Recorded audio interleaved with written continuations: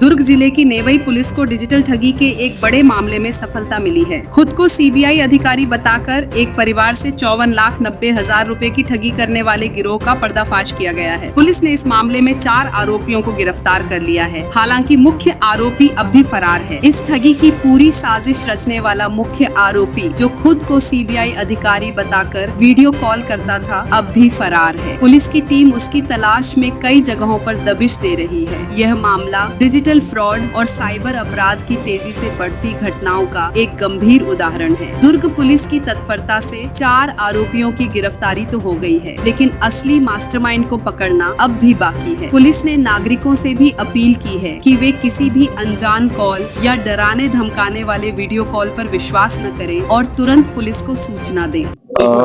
नेवई थाने में digital arrest का एक प्रकरण प्रकाश में आया था, जिसमें प्रार्थिया नम्रता चंद्राकर ने प्रथम सूचना पत्र दर्ज कराया है कि 29/4 से लेकर के 29/5/2025 लगभग 1 महीने तक स्वयं को सीबीआई का अधिकारी बताया जा करके अलग अलग नंबरों से ठगों के द्वारा इनको कॉल किया गया और कॉल किया जा करके और भय दिखा करके गिरफ्तारी का इनके अकाउंट से अलग अलग किस्तों में लगभग 54,90,000 रुपए उनके द्वारा ठगा गया है। जब प्रार्थिया को ठगी का एहसास हुआ तो प्रार्थिया ने नेवई थाने में आकर एक प्रथम सूचना पत्र दर्ज कराया। तत्काल एफआईआर दर्ज करके उसमें आईटी लगाया गया है और थाना प्रभारी नेवई के द्वारा उप प्रकरण में विवेचना की जा रही थी। विवेचना के दौरान टेक इंट और विभिन्न माध्यमों से जानकारी प्राप्त होने पर तत्काल एक टीम को नेवई थाना प्रभारी के नेतृत्व में लखनऊ रवाना किया गया था और लखनऊ से इस प्रकरण में संलिप्त कुल 4 आरोपी की गिरफ्तारी की गई है, जिसमें म्यूल अकाउंट धारी जो मुख्य आरोपी है वो भी शामिल है, जो अपने अकाउंट को 5,000 रुपए लेकर के और दूसरे व्यक्ति को ट्रांसफर कर दिया था।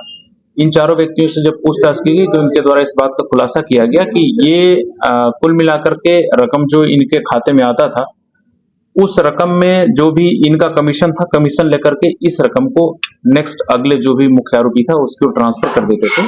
प्रकरण में चारों आरोपियों को गिरफ्तार किया जाकर के इनको पुलिस रिमांड पर लिया गया है, उनसे पूछताछ की जा रही है।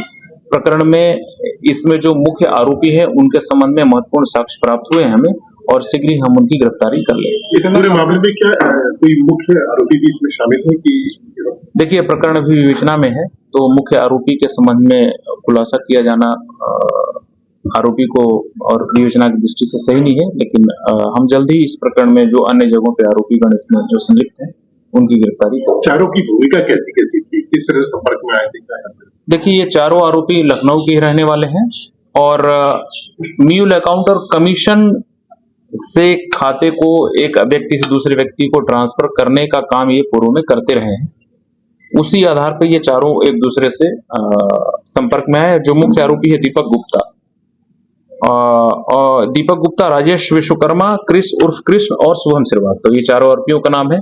इसमें सबसे लास्ट का जो व्यक्ति शुभम श्रीवास्तव है वो मुख्य आरोपियों तक उसकी पहुंच थी और वो पैसे का कमीशन, जो भी पैसे आते थे अकाउंट वही ऑपरेट करता था।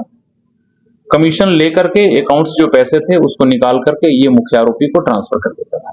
तो काफी लंबे समय तक डिजिटल अरेस्ट रही, कैसे संभव हो पाया? देखिए, ये इस संबंध में लगातार जागरूकता फैलाई जा रही है। पुलिस के द्वारा लगातार इस बात का प्रयास किया जा रहा है। लोगों को ये बताने की भी कोशिश की जा रही है कि डिजिटल अरेस्ट नाम का कोई शब्द हमारे कानून में नहीं है, नहीं ऐसा कोई प्रावधान। अगर कोई व्यक्ति डरा धमका करके आपको डिजिटल अरेस्ट करके आपसे ठगी की कोशिश कर रही है तो उसके झांसे में आपको नहीं आना है। ये जो भी हो डर गए और डरने के चलते भय दिखा करके और आरोपियों के द्वारा लगातार फोन करके और इनको इनसे ठगी की गई है कुल मिलाकर इसमें। तो आपको सतर्क रहना पड़ेगा, आपको समझना पड़ेगा और इतना ज्यादा भय अथवा लालच की स्थिति में नहीं आना।